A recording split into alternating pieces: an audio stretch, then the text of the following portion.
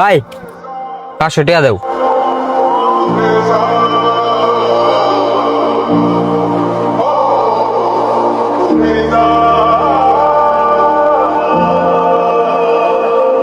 ভাই আমার 2000 টাকা লাগতো।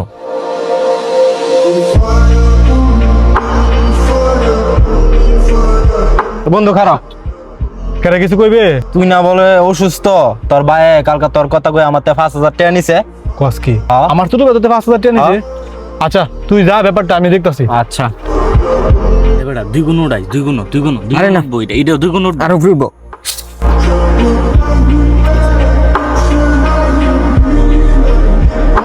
রে তুই না কি হলাস? তোর বন্ধু আমার দিকে তোর মারলো করে কিছু না, কি টাইম তোর দিরা?